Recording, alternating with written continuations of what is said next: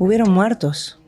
Por eso le pregunto, Mariana, hubieron muertos. ¿Por qué la mirada siempre queda del otro lado del país y no de este lado? Aquí hubieron 2 muertos. Es que precisamente ese tipo de debate abre heridas que las tenemos que superar. Aquí también, ¿no? La gente lo sufrió. Aquí también hubieron víctimas. Entonces, por eso le pregunto, ¿para usted fue golpe de Estado? Fue golpe de Estado.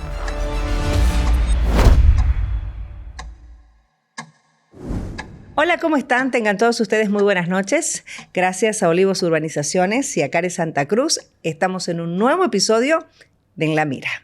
Esta noche vamos a conversar con ella. Fue una de las ministras más jóvenes en el gobierno de Evo Morales. También trabajó para USAID y terminó refugiada en una embajada tras los sucesos del 2019. Hoy, Mariana Prado quiere ser vicepresidenta del país. Está acompañando a Andrónico Rodríguez por la Alianza Popular. Mariana Prado representa una nueva figura, representa renovación, representa progresismo o sencillamente es una figura que acompaña a Andrónico Rodríguez. Algunos dirían figura decorativa o no. Bueno, todo esto le vamos a preguntar y mucho más esta noche en La Mira. Quiero agradecerle por estar aquí, Mariana. ¿Cómo le va? Buenas noches. Cecilia, buenas noches. Muchas gracias por la invitación y encantada de llegar a todo tu público. Mariana Prado quiere ser vicepresidenta. ¿Por qué? Es. Bueno, Mariana lo que desea es renovar la política. Creo que la gente, los bolivianos, las bolivianas, están ante la expectativa de que podamos nuevamente reconstruir los puentes y todos tengamos una estabilidad que ha sido arrebatada. Y eso demanda que liderazgos más jóvenes, que vengan con otra voz, con el ánimo de conciliar, puedan de alguna forma darle aire fresco a este contexto. Usted pasó por organismos internacionales, Mariana, un poco para que la gente que nos está mirando esta noche dice, bueno, ¿dónde estuvo? ¿Quién fue? ¿Quién es? Mariana Prado sepa. Fue funcionaria del MAS y también trabajó para USAID, ¿verdad? Sí, cuando yo empecé mi carrera laboral, tuve una breve consultoría en USAID cuando yo llegué de estudiar de Francia. Y era un programa que trabajaba el tema de liderazgos indígenas. Entonces, esa fue mi primera incursión en el alto. ¿Cuánto tiempo fue? No, 2 meses, 3 meses, ¿no? Fue una de las primeras experiencias laborales que tuve. Y luego pasé a trabajar con la cooperación alemana. Entonces, el paso por USAID fue muy breve. Corto. Además, en ese momento, Bolivia ya había dispuesto el retiro de USAID. Al poco tiempo se retiró al embajador de Estados Unidos en Bolivia. Entonces fue una experiencia muy corta. ¿Le molestó? ¿Le molesta que hoy la relacionen quizás con eso de que usted trabajó para USAID? Es que yo creo que eso es absolutamente intrascendente, ¿no? Porque por el hecho de que uno haya trabajado con la cooperación norteamericana, alemana, yo trabajo con la cooperación alemana, los servicios civiles de paz, he trabajado en diferentes organismos internacionales, con la OIT. Eso no significa que yo lleve su agenda, ¿no? Sencillamente uno hace un trabajo, hace un aporte y además siempre ha estado vinculado a las agendas de desarrollo o la agenda de desarrollo de Bolivia. USAID precisamente fue una de estas agencias expulsadas por intromisión política, ¿no? ¿Cómo explica eso? ¿Considera que estuvo bien lo que se hizo en el gobierno de Evo Morales? ¿Hacía una agenda de intromisión política USAID en el país? Esa fue la lectura del gobierno en ese momento, ¿Y la por suya? ese motivo. No, en mi caso, yo la verdad es que no tenía un conocimiento cercano de lo que estaba sucediendo, pero ahí nuestro presidente tomó una decisión y nosotros acogemos la decisión. Pero si hoy, por ejemplo, se pone a pensar en lo que pasó en ese momento, porque fue 2006, fue hace mucho tiempo atrás, y su paso, obviamente, en estos 2 meses de trabajo también me imagino que fue mucho antes del 2006, ¿no? ¿Cuándo fue?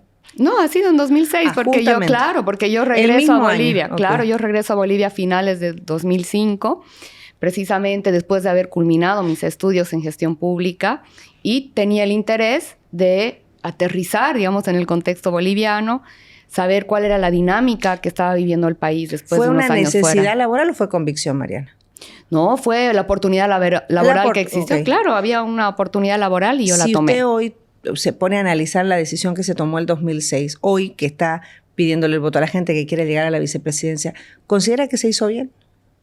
Yo creo que estamos en un tiempo distinto, ¿no? Bolivia ya tiene trazada su ruta de soberanía, ya tenemos nuestro lugar en el contexto internacional y, como decía nuestro candidato a la presidencia, es el tiempo de que Bolivia pueda insertarse en las nuevas formas que ha adoptado el mundo, en un mundo multipolar. Entonces ahí nosotros no tenemos ningún tipo de restricción ni complejo respecto a hablar con todos los países. ¿Abriría las puertas nuevamente?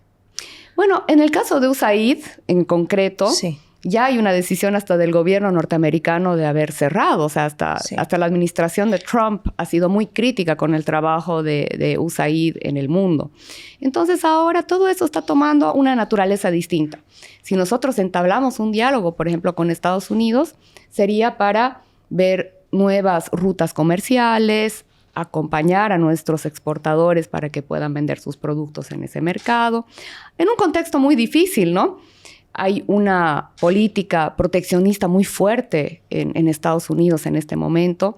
Se han puesto una cantidad de aranceles, ¿no?, para muchos de los países para que puedan ingresar a ese mercado. Entonces es un contexto difícil, pero estamos dispuestos a dialogar. ¿Abrir entonces la posibilidad de restablecer relaciones diplomáticas o solo en lo comercial, como se hace, claro que a menor escala hoy en día? ¿Cuál sería la ruta a seguir si llegan al gobierno, Mariana? Bueno, eso obviamente lo tenemos que debatir con el país, porque además esas discusiones también se hacen en el seno de la Asamblea. Pero lo que nosotros quisiéramos es tener una política exterior similar a la que tiene el presidente Lula en Brasil. El presidente Lula, sin ningún tipo de dificultad o prejuicio, puede sentarse en una mesa con el presidente Trump. Luego, al día siguiente, puede ir a una reunión del BRICS sin ninguna dificultad en Shanghái.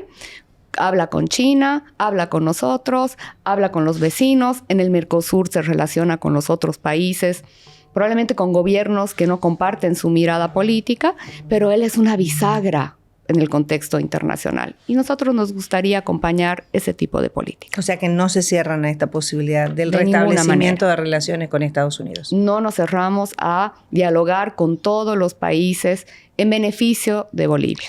¿Dónde se ubica hoy Mariana Prado ideológicamente? Bueno, siempre a la izquierda, ¿no?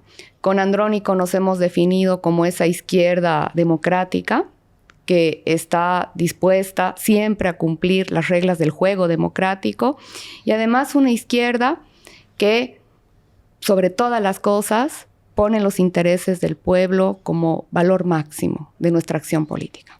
Cuando estuvo con Evo Morales, ¿considera que se hizo esto? Sí, claro. Bueno, en el caso de Evo, nosotros hablábamos de la revolución democrática y cultural. Una revolución que siempre fue democrática. Evo realizó todas sus reformas y permaneció en el gobierno, siempre ganando las elecciones, ¿no? En esa medida, también identifico que su gobierno es parte de esta gran definición de lo que es esa izquierda democrática. ¿Hubo algo que hizo o que cayó durante ese periodo que hoy le incomode, Mariana? Hay algo que sí me incomodó en algún momento, Cecilia. ¿Qué fue? Bueno, primero, yo sí he empezado a militar. Apenas empecé a trabajar en la gestión de gobierno, luego me acerqué a la estructura del instrumento político. Y claro, en la militancia uno es parte de los debates, de la deliberación interna, pero luego cuando se toma determinadas decisiones, nosotros nos alineamos en torno a esa decisión, ¿no? Y yo recuerdo uno de los momentos que a mí me ha ocasionado desde mi militancia mayor conflicto, y fue este tema del Tibnis, ¿no? La construcción de la carretera que iba a vincular Cochabamba con Beni, ¿no? Sí, seguramente mucha de la gente recuerda del conflicto que surgió el año 2011, ¿no? Cuando eso estuvo en la discusión, en el debate político.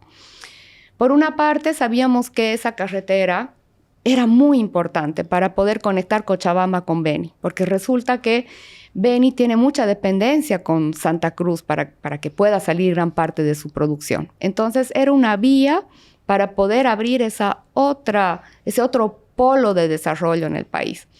Pero el hecho de que cruzara un parque nacional, para mucha gente, probablemente de mi formación o de la gente de la clase media urbana, era un poco doloroso, ¿no? Saber que íbamos a afectar probablemente una de nuestras reservas naturales más importantes, más biodiversas. Uno de los pulmones más importantes. Uno de los pulmones más importantes.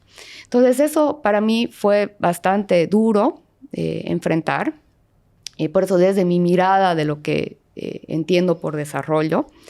Pero luego, cuando ya hicimos ese trabajo de terreno, tuve la oportunidad de estar en el TIBNIS. Fui parte del diseño de la consulta previa, porque ahí igual el país tuvo una posición firme. Esa carretera no se hace si es que no hay una consulta previa.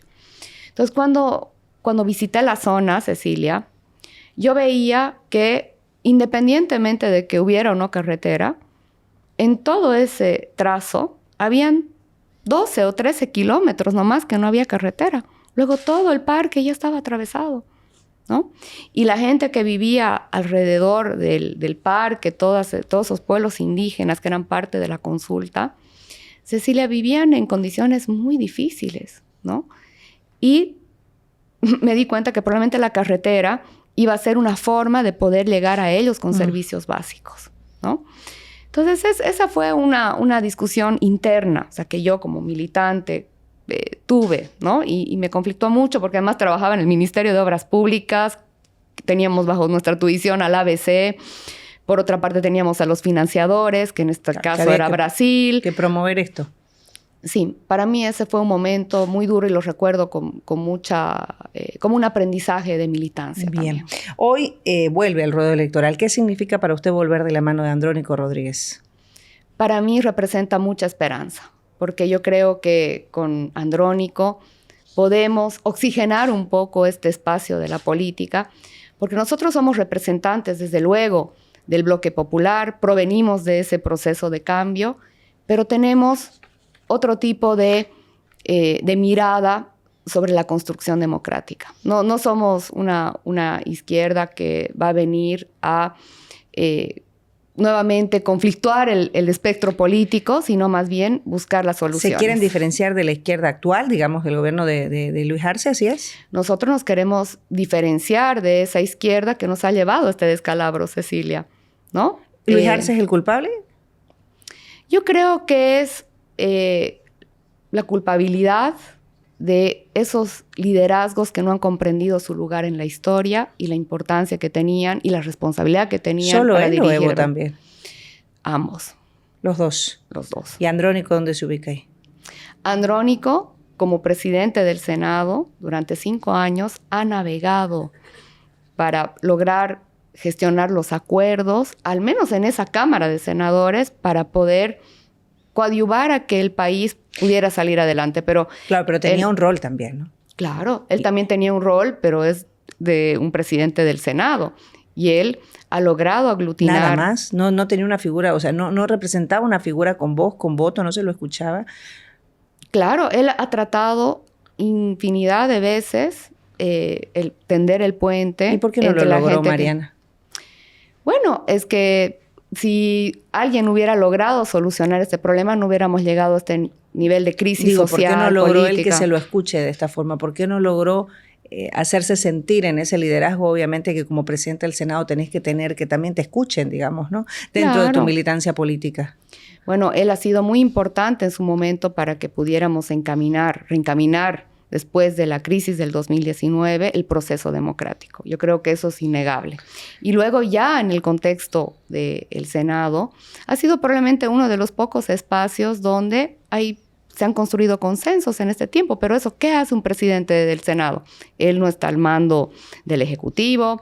Por otra parte, se han cercenado las funciones de la Asamblea por decisiones judiciales. ¿Hace cuánto tiempo que no se puede fiscalizar a un ministro? Uh-huh. ¿Hace cuánto tiempo que no se puede ejercer la labor de fiscalización real de una asamblea? ¿Cómo se ve a sí misma, Mariana? ¿Técnica que sirve un proyecto o una figura política con peso propio? Yo creo que provengo desde el mundo de la gestión pública, ¿técnica? Desde luego. Sí, pero eso a veces lo usan como si fuera un tema despectivo, ¿no? Así como si uno solamente pudiera hacer cuadros en Excel y redactar cosas en papel y no tener una mirada de lo que está sucediendo en el contexto social y político. Entonces, o sea, una persona técnica que sirve un proyecto en este momento, pero que busca su lugar como figura política. Yo creo que soy una gestora pública, una gestora pública que en la definición de la gestión pública no hay forma de hacer gestión pública si no lo haces con política y con comprensión de la política. ¿Cómo le responde? Pues yo lo dije al principio cuando empezamos esta charla, ¿no, Mariana? Que hay quienes pueden observarla o mirarla a usted como esta figura, digamos, ¿no? Que acompaña nada más, o lo que es más despectivo aún y que generalmente nos pasa a las mujeres, como la figura decorativa o el comodín técnico, digamos, ese comodín útil. Porque hay machismo en todos lados y en el MAS hay machismo también, lo hubo en su momento. ¿Cómo le responde esa gente que la ve así? Yo creo que el binomio que hemos construido con Andrónico es un binomio de complementariedad. Un binomio de complementariedad para la mirada del país, para ver cómo vamos a proporcionarle las soluciones al país, pero también en esta mirada de la cosmovisión hasta andina, ¿no? Del Chachahuarmi. La mejor forma de complementar y acompañar a un liderazgo masculino, digamos, para cambiar hasta la energía, ¿no? Es la presencia de una mujer que puede dar otra mirada a las decisiones políticas, a la presencia pública. ¿Usted no es una figura decorativa? No, de ninguna manera. Soy una persona que es parte del proyecto, complemento el liderazgo de Andrónico y los dos somos un equipo. ¿Qué tan unido está este equipo? Es un proceso en construcción, porque con Andrónico nos hemos reencontrado después de varios años. Nosotros nos conocimos en 2018, él desde el espacio de la dirigencia sindical en las 6 federaciones del Trópico de Cochabamba, y yo en ese momento ya era ministra de Planificación. Cuando me dice un proceso en construcción, quiere decir que están trabajando este trabajo en conjunto, valga la redundancia. Es que además nuestro proyecto político es bastante reciente, Cecilia. Sí. Porque eso, Andrónico hace menos de 3 meses ha decidido lanzarse a la palestra. Además estaban que sí, era Mariana, no era Mariana, renunciaba a Mariana. ¿Y qué pasó? ¿No hablaron? ¿Cómo vivió todo ese tiempo de especulación? Usted que fueron algunas semanas, que sí era, que no era, que renunciaba, que la cambiaba. Hubo un trasfondo, ¿no? Que yo creo que es natural en el proceso de deliberación de un proyecto que se construye desde las bases. Las bases siempre son muy críticas y como usted señalaba, Cecilia, hay facciones que son altamente conservadoras, machistas, sí. ¿No? No la querían. Sí, hay sectores que no estaban probablemente de acuerdo, ¿no? Pero, ¿qué sectores puede decirnos? No, prefiere porque, no. O sea, yo digo, eso es algo que no alimenta en nada el debate, porque lo importante son dos cosas, ¿no? O sea, por una parte, que Andrónico tomó una decisión. Porque es decisión y es potestad del candidato presidencial. ¿Tomó él? Sí, la tomó él. Okay. La tomó él. Y aparte, desde el día 1 ha sido parte de nuestra conversación. Los dos nos hemos convocado a seguir este camino juntos. Entonces, primero es potestad del candidato presidencial elegir su compañero de fórmula. Eso es muy importante porque él se tiene que sentir cómodo con la persona que va a ser su yunta, ¿no? Y por otra parte, yo creo que lo que era importante decirle al país, a todo el país, era que en el proyecto popular, en el espacio, en el campo popular, también existe el espacio para esas clases urbanas, profesionales, que se suman a esta agenda de construir desde las bases y desde la gente. ¿Son una yunta en construcción? Somos una yunta en construcción y en perfeccionamiento, yo diría. ¿Cómo van a llegar si llegan a la presidencia y vicepresidencia? Nosotros, bueno, primero con mucha esperanza, con mucha humildad, estamos pidiendo el voto de la gente. Estamos señalándoles una ruta distinta a un discurso que se viene instalando en el país. El discurso de decir que la única forma de resolver la crisis actual es ajustando, recortando, levantando la subvención. Todo pareciera como parte de un ejercicio macroeconómico, Cecilia, y nadie habla de qué es lo que va a suceder con la gente más vulnerable. ¿Se imagina lo que significaría que el micro de un día para otro pase de 2.30, digamos ahora que es el pasaje, a 8 bolivianos, a 7 bolivianos? Porque ese es el cálculo. Si levantamos a la mala la subvención, eso es lo que va a suceder. Ahora vamos a hablar de todo el proyecto político, pero yo quiero ir descartando adelante algunos temas que obviamente han hecho o hacen ruido un poco en esta campaña y que la acompañan para llegar justamente, Mariana, al punto de lo que ofrecen al país. El caso Kushner.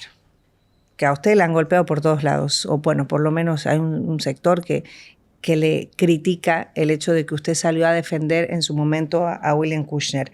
¿Usted declaró en defensa de él en el año 2018? ¿Me equivoco o no? Bueno, yo he testificado, Cecilia, como cualquier testigo que es convocado en un proceso penal. ¿Por qué asumió la decisión de ir y testificar? ¿Por qué lo hizo? Es que, Cecilia, no es una decisión mía. Cuando el juez notifica a un testigo, el deber del testigo es apersonarse a la audiencia. Ese es el deber de cualquier persona y lo saben, ese es un principio jurídico. No podía excusarme. Porque además hay algo, Cecilia... ¿Usted cree en su inocencia? Es que eso ya no es trascendente en este momento. Yo he ido a testificar porque se aseveró en su momento que yo había sido víctima de violencia en la relación que tuve con el señor Kushner. Nunca fue. Y nunca fue así. Usted lo dejó en claro. Y eso es lo que he ido yo a decir. Pero luego, lo que sucedió esa noche, lo que pasó con Andrea, de eso yo no puedo dar cuenta porque yo no estaba esa noche. Yo no sabía el resto de componentes de esa relación. Por tanto, eso ya ha tenido su ruta en la justicia, ya hay una sentencia y sobre eso ya no se puede discutir más. ¿Usted dijo en su momento que creía en su inocencia? ¿Hoy lo sigue manteniendo? En el momento en el que yo acudí como testigo, él seguía sin sentencia. Y por la presunción de inocencia, él seguía siendo inocente, Cecilia. Luego lo que sucedió ya fue una determinación del juez y de la justicia. El movimiento feminista la ha cuestionado, la sigue cuestionando duramente por esto. ¿Qué les responde hoy? Me parece que es absolutamente desproporcionado y no creo que sea todo el feminismo en Bolivia. Creo que hay feminismos que son más responsables. ¿Usted es feminista? Que pueden... Sí, yo soy feminista, desde ¿Integra luego. algún grupo feminista? No. No, pero he participado en muchas actividades con la Coordinadora de la Mujer. ¿Qué le responde a estos grupos que la siguen cuestionando hoy? Porque obviamente la cuestionan duro. Sí, pero yo creo que se están equivocando de batalla, ¿no? Son otras las batallas. Las batallas están en los juzgados que liberan a los feminicidas, en toda esa estructura de la justicia que revictimiza a las mujeres víctimas de violencia. Esas son las batallas. No otra mujer, digamos, que lo único que ha hecho es ir a testificar, nada más. ¿Se arrepiente de esa testificación como figura pública en su momento o no? No, de ninguna manera, porque así se han dado las circunstancias. Cuando esto sucedió, cuando inició el proceso, cuando se hizo la lista de todos los testigos que se apersonaron al proceso, eso sucedió el año 2015. Y resulta que años después, cuando llega mi turno para testificar, no sé si para bien o para mal, yo ejercía la función de ministra de Planificación del Desarrollo. Pero yo he cumplido un deber ciudadano, Cecilia. ¿Cómo enfrenta hoy la agenda de género y qué haría concretamente en lo político si llega a la vicepresidencia a favor de las mujeres? Ya para cerrar este capítulo. Excelente. La ley 348 es parte de una larga discusión y además una lucha del movimiento feminista en el país. Yo creo que un primer elemento que además está dentro de nuestro programa de gobierno es el hecho de que de la ley 348 no se retrocede, ni un milímetro para atrás. Hay quienes piden su anulación, ¿no? Claro, pero lo que en realidad hay que hacer... Porque ha sido mal utilizada también, ¿no? Lo que tenemos que hacer es incorporar todas las mejoras para que la 348 no sea, una herramienta de desequilibrio jurídico.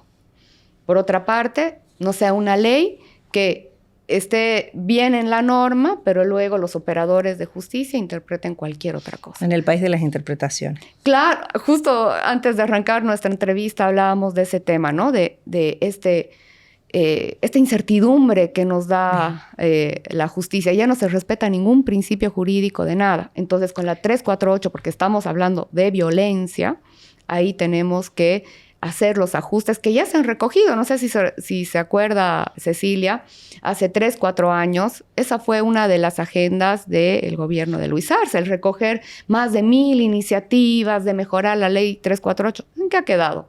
¿Dónde está eso? No se terminó. Vamos al año 2019. Recién usted estuvo en un foro. Sí. Usted habló de lo que pasó en el 2019. Usted ha descartado o ha dicho que lo que ocurrió fue un golpe de Estado. descarta completamente la narrativa del fraude electoral? Creo que esa discusión de fraude y golpe ya no le alimenta nada al país, ¿no? Entonces, yo creo que hay que superar esa mirada. En 2019 podríamos decir que ha habido un quiebre institucional que ha desordenado el país y ha hecho que muchos proyectos y muchas inversiones y muchas cosas que estaban en curso quedaron truncas. Sí, ¿no? Mariana, pero queda, a ver, la frase quiebra institucional queda bonita en la retórica, pero la verdad que hay mucha gente todavía en el país que se pregunta qué pasó en el 2019. Y esto porque obviamente la justicia no ha llegado a un término como tenía que llegar, porque se ha manejado la justicia muchas veces a favor de unos y en contra de otros. ¿Qué piensa usted personalmente? ¿Qué pasó en el 2019?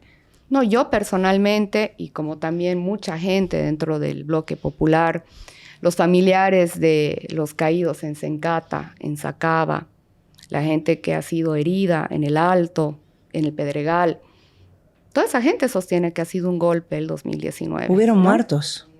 Por eso le pregunto, Mariana, hubieron muertos. ¿Por qué la mirada siempre queda del otro lado del país y no de este lado? Aquí hubieron 2 muertos. Es que precisamente ese tipo de debate abre heridas que las tenemos que superar. Por ¿no? eso le pregunto. Pero generalmente cuando uno abraza o quiere abrazar, digamos, una función pública, en este caso, como son ustedes que están pidiendo el voto a la gente, deben abrigar a todo el país, deben velar por todo el país. Por eso yo siempre me pregunto y lanzo la pregunta, a ver, siempre en el buen sentido, ¿por qué no miran lo que pasó aquí? ¿Por qué siempre se mira lo que pasó en Sencata y Sacaba? Que no es menor, por supuesto que no es menor. Nadie debería morir por un tema político en Bolivia, absolutamente nadie. No, yo creo que me sumo a su voz, es cierto, Cecilia. Yo creo que no merece la pérdida de vidas humanas, Nadie. Una disputa política de ningún lado, pero de ningún un muerto sector. no es más que otro, perdón, que sea tan dura, digamos, con la frase, ¿no? No, entonces, por favor. lo que pasó aquí también es importante. Aquí Así también es. la gente lo sufrió, aquí también hubieron víctimas. Entonces, por eso le pregunto, ¿para usted fue golpe de Estado? Fue golpe de Estado. Este quiebre institucional. Fue un golpe de Estado para un amplio sector de nuestro país, pero ese es un debate que ya no suma nada. Yo creo que tenemos que cerrar las heridas y de verdad, yo igual me incorporo a lo que usted dice, ¿no? De que si así sean civiles, así sean policías, Todos. sea sector movilizado, sea un militar, ninguna vida humana puede ser sacrificada por esta incapacidad de dialogar. Y eso es cierto, eso lo tenemos que aprender. ¿Qué tanta responsabilidad tuvo Morales en lo que pasó el 2019? Yo creo que desde luego que hubo una responsabilidad del presidente de no ver lo que estaba sucediendo en el país, de no tener ese cálculo, ¿no? Y nosotros hemos estado también, yo he sido parte de ese gabinete que se disolvió cuando sucedió. ¿Ustedes le decían lo que estaba pasando? ¿Le comunicaban? ¿Por qué no lo vio? ¿Por qué no vieron venir lo que estaba por pasar? No, eso tiene que ser parte de una autocrítica que probablemente las nuevas facciones, la nueva generación, digamos, dentro del movimiento popular, hemos empezado a hacer. En 2019 hubieron muchas decisiones equivocadas. Igual nuevamente, retomando estos temas que a uno le incomodan, ¿no? Uh-huh. Yo le hablaba de este tema del TIFNIS, pues resulta que igual el año 2019 fue una de las peores quemas, ¿no? Aquí en Santa Cruz. Fue uno de los eventos igual medioambientales más duros de encarar para la gente. Y no calcular que eso tendría un impacto político, social, eso fue un error. ¿Cree que eso es, bueno, yo siempre digo que es una suma de todo, ¿no, Mariana? Uh-huh. Las situaciones cuando se llega a una crisis de violencia, de la cual los bolivianos lamentablemente hemos vivido más de una, ¿no? Porque no es la primera. Lo que pasó en el 2003 también pueden decir que fue golpe, quiebre institucional, el presidente renunció en ese momento, obviamente también en el 2019 renuncia Evo Morales, pero digo, ¿no cree que todo esto se hubiese evitado, y usted que estaba en función de gobierno, si se hubiese respetado el referéndum del 2016? Sí, probablemente. Evo debió respetar eso. Probablemente, pero hubo una deliberación interna y eso nos tenemos que hacer cargo todos. Todos nos tenemos que hacer cargo. Una deliberación interna donde se definió que Evo era el factor de unidad. Era la única manera de darle la continuidad al proyecto. Había gente que estaba de acuerdo, había gente que no estaba de acuerdo. gente que no estuvo de acuerdo, salió del gobierno en esa oportunidad. Recuerda que hubo, ¿no?, un cambio particularmente del actual vicepresidente Choquehuanca. Él tuvo una posición al respecto, ¿no? Porque la idea era formar otros liderazgos también, ¿no? Quizás no hubiesen llegado a lo que están en este momento si se hubiese ido formando esos liderazgos y no se centraba todo en Evo, ¿no? Claro, pero ahí, Cecilia, me gustaría aquí instalar, por ejemplo, un debate de nuestra cultura política, ¿no? Nuestra cultura política, o sea, en el país en general, totalmente, ¿no ve? No es, o sea, yo diría más bien, es medio mezquina, ¿no? Porque muchos de los liderazgos emergentes logran posicionarse, pero a los codazos, ¿no ve? A los codazos o a la mala, en la disputa. Nunca es una transición ¿Qué es lo que le pasa sana. a Andrónico ahorita? Sí, o sea, yo creo que eso es lo que nos ha sucedido y a muchos de los liderazgos en el país que quieren encontrar su lugar. Pero no les permite. No, y no nos van a abrir la puerta, no nos van a poner alfombra roja, porque nuestros liderazgos, el tipo de liderazgo boliviano de los caudillos bolivianos... El caudillismo, el famoso caudillismo. Claro, pero aparte sucede en todos los espacios. O sea, sucede en la política, sucede en el mundo empresarial. Nunca son transiciones ordenadas, magnánimas, ¿no?, cariñosas. Nunca hay un endoso. Siempre las nuevas generaciones tenemos que romper, ¿no ves?, los esquemas para poder tener una oportunidad. Y es así nuestra cultura política. Usted me ha dicho hoy día, esta noche, que usted considera personalmente que hubo un golpe. ¿Qué tan funcional es esta postura al relato de Evo Morales, que hoy no está con usted, digamos, en esta fórmula? Porque él ha sido muy crítico, en realidad, con Andrónico, ¿no? Sí, pero bueno, esas son cosas que habría que preguntárselas a Evo, ¿no? O sea, realmente estamos tan alejados de esa discusión porque a la gente le preocupan otras cosas, Cecilia. O sea, y de verdad lo digo, porque esto es como que al círculo rojo de la política le interesa saber qué piensa Evo Morales, que si Andrónico, que eso yo creo que a la gente que ahorita no está llegando a fin de mes ya le hartó. ¿Sabe que yo coincido en eso con usted? Por eso ahora quiero entrar en el tema ya de lo que ustedes proponen, pero creo que sí es bueno ir dejando posiciones marcadas. Creo que es bueno también ir dejando algunas cosas que están golpeando un poco esta candidatura, digamos, pues no es la única. Todos los candidatos siempre tienen que responder por cosas que han hecho o piensan hacer, porque un poco lo que han hecho hay que ver si hay una autocrítica para lo que viene más adelante o van a seguir la misma línea. Entonces ahí le quiero preguntar. Claro, pero ahí hay una reflexión, Cecilia. Yo creo que cuando tanto Andrónico como yo participamos a veces en estas entrevistas, claro, se nos pregunta muchísimo respecto eso a la tutela de Evo y nuestra relación con el MAS, qué sé yo. Pero luego a los otros candidatos, no, les pregunto igual, nunca les preguntan. Bueno, yo no sé, pero le habrán preguntado al señor Tuto Quiroga su relación con Banzer. Sí, yo le pregunté. Bueno, eso está muy bien. Luego se le habrá preguntado a Doria Medina su relación con Jaime, con Janine. Todo, ¿no ve? Absolutamente a todos. Le invito a que vea. Porque, ya, bien, ya, sí, no, está bien, porque luego nosotros sentimos que... Obvio. La idea de esta charla es, con todos, preguntar estos temas que pueden ser difíciles para que se abran a la gente que va a votar o no va a votar por ustedes, porque ustedes están pidiendo el voto de la gente. Entonces, la idea es que tengan este diálogo frontal y que yo les pueda preguntar absolutamente todo. Por eso les agradezco muchísimo que puedan responder absolutamente todo. Así es, aquí estamos. En el marco de esto, ¿qué distingue el proyecto de ustedes del que terminó en el 2019, Mariana? ¿Cuál es la diferencia? El proyecto de ustedes dos en este momento, del proyecto 2019, o sea, ese que terminó, como usted dice, de manera abrupta. Es que va a ser un tiempo distinto, ¿no? En 2019 se ha cerrado un ciclo donde el proyecto tenía una hegemonía, donde teníamos las mayorías para poder realizar los cambios estructurales. Ahora, en este contexto, después de lo sucedido, de todo lo que ha sucedido, este proyecto que le proponemos al país con Andrónico es un proyecto que está diseñado para construir nuevamente los puentes y la conciliación. Es una propuesta de renovación con memoria. Tenemos memoria de lo que ha sucedido, los aprendizajes de todo lo que nos hemos equivocado, todos los aprendizajes de lo que nos hemos equivocado, pero además aquí tenemos un aditamento, que como ya no existe esa hegemonía, no va a volverse a construir esa hegemonía, tenemos que ser liderazgos dialogantes, tenemos que ser gente que esté dispuesta a construir los puentes que son necesarios para salvar Bolivia. Y creo que eso nos diferencia de todo lo que ha sucedido en el pasado. Un poco una autocrítica. Sí, claro, porque... Serán un gobierno que mire los errores. Porque usted ha dicho una palabra que me parece interesante, memoria.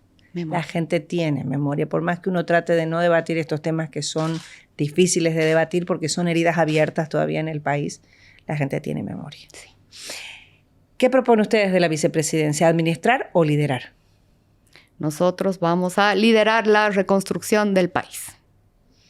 ¿Cuál será su rol en la vicepresidencia y en la Asamblea Legislativa con esta Asamblea que muchas veces suele ser conflictiva, digamos, ¿no? Uno analiza el rol de la Asamblea y es... Claro, y que probablemente va a estar bastante fragmentada, ¿no? Sí. Porque no hay ninguna fuerza política que vaya a tener mayoría absoluta o Exactamente. Los 2/3, digamos, ¿no?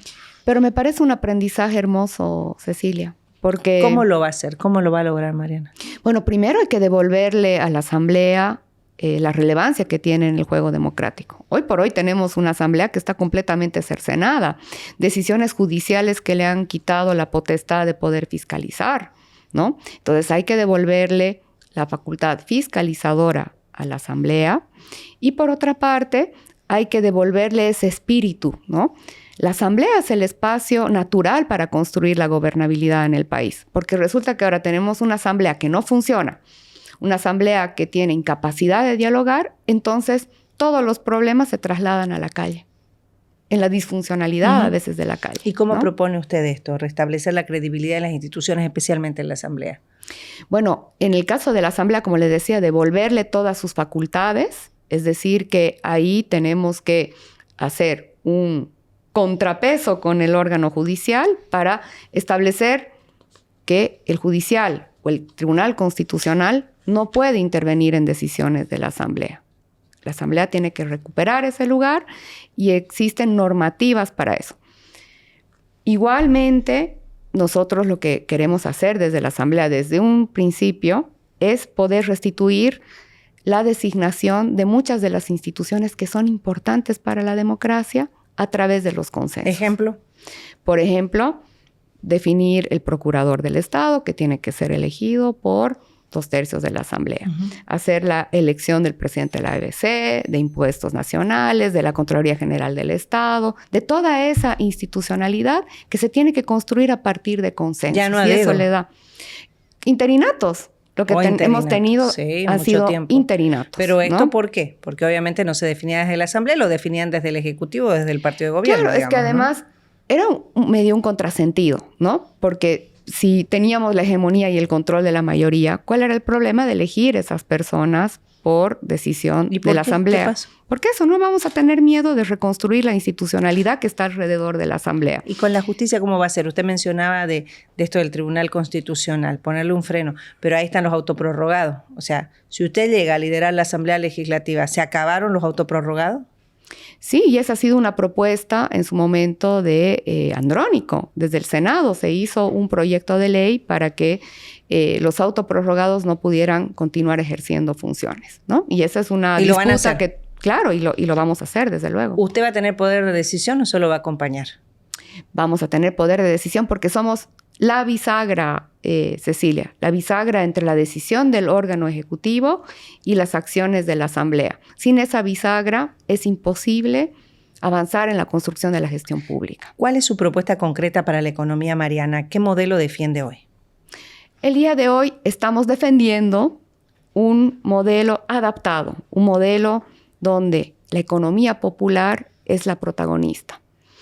Un modelo donde vamos a respetar ese precepto constitucional, ¿no ve? De que debe existir empresa privada, debe existir Estado, debe existir economía cooperativa, comunitaria, y todos tenemos que vivir en ese mismo contexto, en equilibrio y en complementariedad. Nuestro candidato ha sido en eso muy explícito. Él ha dicho que todo este tiempo, en el modelo, el Estado ha tenido un rol paternalista. Es decir, hemos tenido un Estado omnipresente en sectores de la economía donde ya existen otros actores que lo hacen mejor que el Estado. Y hemos entrado a disputar ese espacio. Entonces, como línea, como propuesta hacia el país, nosotros sostenemos que el Estado va a tener una presencia en los sectores estratégicos y va a construir este otro tejido para que el resto de los actores de la economía puedan desarrollarse, tengan las condiciones para poder aportar a la economía, a la demanda interna. Entonces, nuestra mirada es un modelo adaptado a esta otra realidad. ¿Qué piensa de las empresas estatales? Las empresas estatales son patrimonio del pueblo, Cecilia. Pero hay algunas que son deficitarias, Mariana. Así es. Y que son un perjuicio y que generan un gasto, y del gasto estamos nosotros viviendo lo que estamos viviendo, digamos, ¿no? No, eso desde luego que reconocemos. Ha habido como una especie de fiebre de empresas públicas, ¿no? Uh-huh. Y por eso partía del hecho de que nosotros tenemos que albergar estas otras formas de la economía. Entonces, no es necesario que hayan empresas públicas de papas fritas, de cosas que ya hace el sector privado. Okay. Entonces, ahí, en nuestra propuesta, hemos dividido las empresas públicas en 3 bloques. Hay un primer grupo de empresas que las vamos a seguir fortaleciendo, que son importantes, que están en el ámbito estratégico y que además son las empresas que le ayudan al Estado a cubrir los diferentes bonos. O sea, sin Entel, sin YPFB, sin BOA, no podríamos pagar muchos de los bonos. Hay empresas que son estratégicas que obviamente no son deficitarias. Primer grupo que las vamos a mantener y primer fortalecer. Grupo? ¿Yacimientos? Claro, por ejemplo, yacimientos, ENDE, BOA, ILB, el teleférico, ¿no? Okay. Esas son empresas que son importantes, que las vamos a mantener. ¿Segundo grupo? Hay un segundo grupo de empresas que necesitamos hacer un replanteamiento de su gobierno corporativo, porque son empresas cuyos directorios en muchos casos están conformados no por gente especialista en el sector, sino que está conformado por funcionarios, viceministros, ¿no? De que hacen todo el día su trabajo y por 2 horas van un ratito ahí al directorio y no le dan la seriedad, y por eso hay muchas empresas que han tenido un descalabro y no están teniendo un buen desempeño. Entonces, ese otro grupo de empresas donde hay que mejorar su gobierno corporativo. ¿Puede mencionarme algunas? Sí, por ejemplo, EMAPA. EMAPA. ¿No? Esa es una empresa que funciona, que tiene un rol importante para la estabilización de los alimentos, pero necesita una mejora en su gobierno corporativo. Y luego ya está ese otro esquema. Cerrarla. No cerrarla. Y luego tenemos el tercer grupo de empresas públicas que son las que están con dificultades, son deficitarias. Entonces, en la mayoría de los casos, lo que vamos a intentar es oxigenarlas con la participación del sector privado, poder ver este esquema de una alianza estratégica con el sector privado. Okay. Claro, con el sector privado. Y también poder instalar la discusión con los gobiernos subnacionales, ¿no ve? Que eso empresas? también. ¿Cuáles me puedo Por ejemplo, me imagino el caso de Envibol, ¿no? Okay. Que es una empresa, la empresa de vidrios que está en Chuquisaca. Que San está Buenaventura, por ejemplo.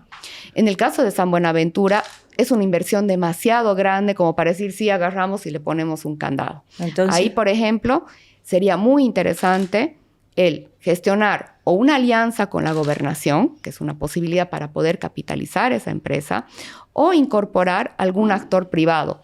Hay tantas empresas que en este lado del país conocen ese negocio que nos encantaría poderlos convocar para que podamos rescatar San Buenaventura. ¿Qué visión tiene del litio, Mariana? Porque me mencionó YLB que debe mantenerse, digamos, como una empresa estatal estratégica.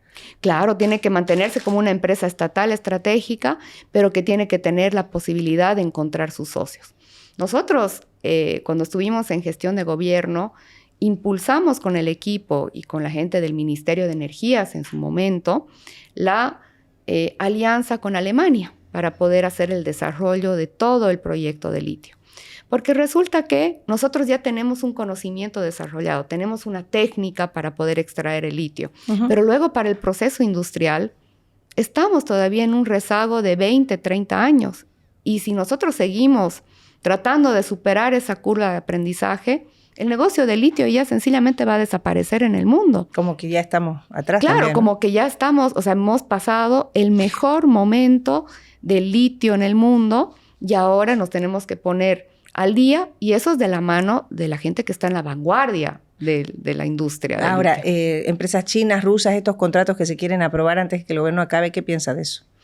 Me parecería un error, porque yo creo que para que esos contratos puedan tener una continuidad o puedan ser discutidos, tienen que ser abordados por el gobierno legítimamente elegido en los próximos meses, sino con qué continuidad vamos a poder relacionarnos con esos socios. Usted ha sido una persona muy influyente también como ministra de Planificación en su momento en el gobierno de Evo Morales, le entiende el tema, ha sido, me comentan algunas personas, como el enlace también en el sector privado y el gobierno nacional en su momento, ¿no? Ese rol jugó, ¿no? Un poco el enlace usted del privado, más allá de su función como ministra de Planificación, ¿no? Así es, yo creo que ha sido parte de mi aporte en el Ministerio de Planificación, porque además hemos tenido hasta programas exitosos con el sector privado. Hay uno de mis bebés, digamos, de la gestión que ahora lo hemos vuelto a poner dentro del programa de gobierno, que era el plan de empleo, ¿no? Era un plan que lo diseñamos junto al Banco Mundial y el BID para que en realidad trabajemos con el sector privado para ayudarles a incorporar jóvenes profesionales. Entonces, lo que se hacía a través del programa es, si las empresas se animaban a contratar a jóvenes entre los 18 y 32 años, lo que hacía el programa era apoyarles con todos los beneficios sociales de ese trabajador. Entonces, lo que le costaba el contratar a ese joven, al menos había una deducción del 30% que lo cubría el Estado, con la garantía y con la condición, en realidad, de que al menos mantenga a ese joven durante un año en la empresa, ¿no? Entonces se mantenía este tema del apoyo con el beneficio social y luego ya la empresa permaneciera con ese joven hacia adelante, cubriendo todos los beneficios como corresponde por ley. ¿Cuál debe ser el rol del Estado en la economía, Mariana? El rol del Estado es importantísimo. El rol del Estado es una presencia en los sectores estratégicos para que se puedan obtener los recursos necesarios para nuestra agenda de desarrollo, pero además es un Estado que eso garantiza que no se generen desequilibrios en la sociedad. Esa es nuestra mirada y es la mirada del bloque popular de siempre. ¿Exportaciones? Exportaciones, desde luego, todo lo que podamos hacer para promover las exportaciones, lo haremos. Pero términos de créditos, en términos de acceso Pero este gobierno ha limitado las exportaciones. Sí, pero eso es el gobierno del señor Arce, ¿no? ¿Ustedes no lo harían? No, porque nosotros sabemos que, por una parte, requerimos esas divisas. Andrónico ha hablado permanentemente de este acuerdo productivo con el sector empresarial, particularmente exportador, para que por una parte nosotros les ayudemos a abrir mercados, ¿no ve? A darles condiciones para que puedan producir más, pero con una condición que es importantísima, Cecilia. Ese sector exportador, particularmente de alimentos, tiene que garantizar la provisión de los productos en el mercado nacional y luego el resto puede exportar. Y aquello que se exporta, regresarlo al país pero es y el no mismo dejarlo modelo, allá. Mariana. No, hay una diferencia. La diferencia es que en el caso del gobierno del señor Arce se han establecido cupos. Nosotros... Van a liberar estos cupos. No va a existir cupos. Es que eso va a ser parte de la discusión, ¿no? Porque nosotros no vamos a establecer así cupos cerrados, pero lo que sí vamos a hacer es llegar a un acuerdo de provisión del mercado nacional, el resto se exporta, pero con la condición de que aquello que se exporta pueda regresar al país en divisas. Ese es el tipo de acuerdo que queremos construir con los exportadores, que creo que es su interés, pero no vamos a poner así un cupo a ciegas, ¿no? Bueno, pero el cupo va a seguir. No, es un parte de una discusión con el sector exportador. No van a haber cupos de buenas a primeras, porque eso es arbitrario. Ahí le tengo que preguntar antes de seguir. Claro, porque es capital privado. Claro, no, aparte, no podemos de ninguna manera, de manera arbitraria, establecer cupos cuando en el diálogo se puede llegar a un acuerdo de cuál es la cantidad que se necesita en el mercado nacional y el resto que se puede exportar. Hay cifras de eso. Decía que no me puedo ir sin preguntarle esto. A propósito de este rol del Estado y de lo que estamos viviendo y la falta de divisa, ¿escuchó la declaración en su momento, creo que hace un poco más de un mes, de Álvaro García Linera? En un medio. ¿Referida al tema de las exportaciones, al tema de a dónde hay que apretar a los empresarios, de que estos recursos tienen que volver, de que la única forma que lo harían es como lo hicieron antes, apretando a empresarios, diciéndole que ¿la escuchó? Creo que sí, ¿no? Y creo que levantó mucha... ¿Qué piensa de eso? No son nuestras formas, Cecilia. Con Andrónico no hemos venido... ¿Eso se hizo en el gobierno de Evo? Y usted era parte del gobierno, por eso le pregunto, ¿no? En su momento, obviamente, el proceso de nacionalización fue un proceso donde hubo una voluntad política.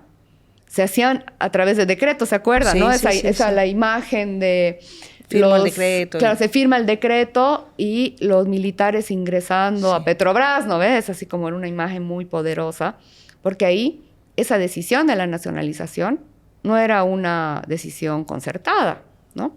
Pero eso era un tiempo distinto.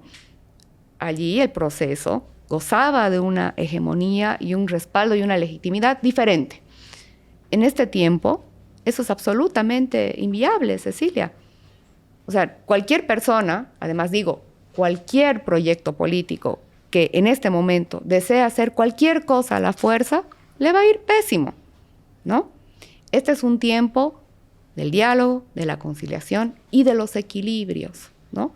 Y a mí por eso me esperanza, me parece que es muy importante que existe siempre contrapeso en las cosas, en las decisiones, hasta en las decisiones políticas. Y con Andrónico, eso es lo que nos diferencia del tiempo pasado. ¿Aceptaría usted ser parte, ahora le pregunto a Mariana, de un gobierno donde no tome decisiones? No, de ninguna manera, sino para qué uno está ahí, ¿ya? ¿Qué límites estaría dispuesta a marcar públicamente si no está de acuerdo con una posición que adopte un gobierno si llegan a ser? Es que ahí está un poco el tema de la disciplina política, Cecilia, ¿no? Por una parte, uno es un gestor público, tiene una mirada probablemente técnica, razonada de las cosas, toma decisiones en función a los datos, eso es una cosa muy importante, pero por otra parte, también existe una cierta disciplina, porque así funciona el campo popular. En un sindicato, por ejemplo, o en un espacio orgánico, hay una discusión, una deliberación interna, se sacan la mugre, nunca hay una posición única. Pero cuando se confluye en torno a una decisión, se respeta esa decisión, ¿no? Y en política eso también es importante. Mariana, ¿qué opina de que mucha gente no la recuerde por cosas? Usted me acaba de contar un programa que usted hizo, por ejemplo, cuando era ministra, pero que no la recuerde por esto. ¿Qué cree? Es que no era mi perfil, Cecilia, Hoy para está mí. en otro perfil.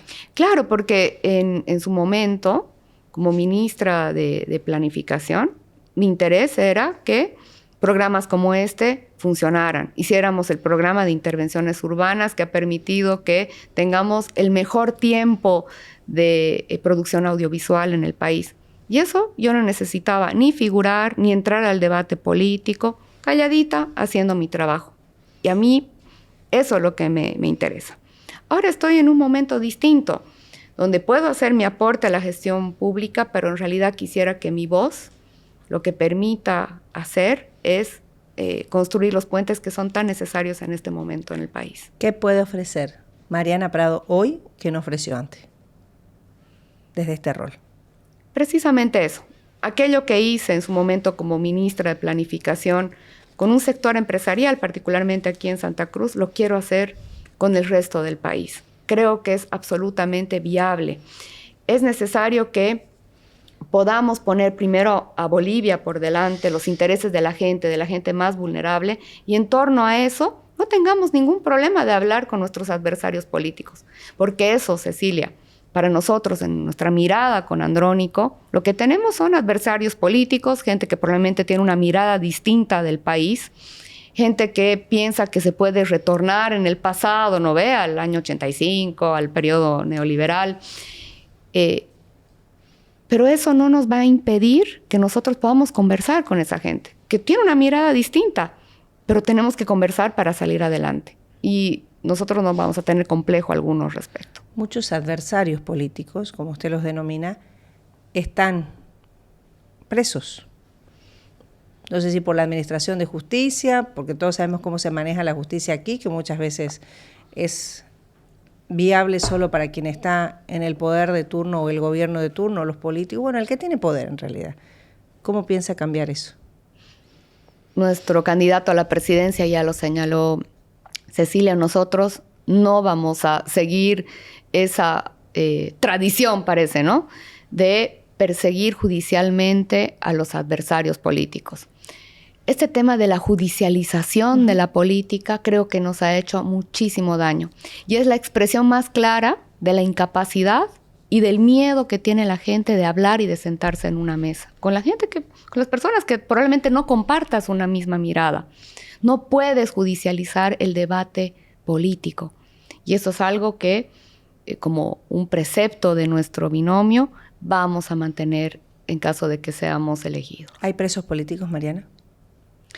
Yo la verdad es que no podría tener una posición al respecto, porque lo que yo creo es que ha habido una ausencia de capacidad de dialogar con la gente que opina de manera distinta. Entonces, como no puedes dialogar, agarras y sueltas al judicial para que haga su trabajo. Eso y es eso un no preso está político. bien. Eso no está bien, no estamos de acuerdo. Por eso le pregunto, ¿eso es un preso político? ¿Hay presos políticos? Seguramente, para la definición de alguna gente es así, pero nosotros creemos en que no es correcto judicializar el debate político. Ya estamos en la recta final. Bien. Bien. Bueno, ha sido un diálogo abierto. Excelente. Y además eso me ha dado la oportunidad, Cecilia, de poder marcar, ¿no ve? Estos temas que, como usted decía, es importante que la gente sepa cuál es nuestra posición. Por supuesto, porque además era lo que yo le decía a Mariana, usted está en otro rol, ¿no? De este rol de estar en un ministerio, de estar detrás, de no ser muy visible. Hoy está en otro, que es buscar los votos para llegar a ser vicepresidenta. Le voy a decir una palabra y usted me va a responder con otra palabra, obviamente. ¿Con otra palabra o con una frase? O con una frase, exacto. Eso, ya lo sabe. Bien. Vamos. Comienzo con esto, o con él. Evo Morales. Primer presidente del Estado Plurinacional de Bolivia. ¿Nada más? Eso, creo que eso es él. ¿Lo admira? Para mí ha sido una persona, desde luego, muy relevante en nuestra historia y Bolivia no se podría entender sin el liderazgo de Evo Morales. Luis Arce. ¿Qué vimos? ¿Dónde está la gasolina? Bien. Hay quienes dicen que ha sido el peor presidente de Bolivia. ¿Qué dice usted? Ha sido un poco una desilusión, Cecilia, porque con Luis yo he compartido mucho, Claro, he admirado, o sea, yo era parte. ¿Está desilusionada de él?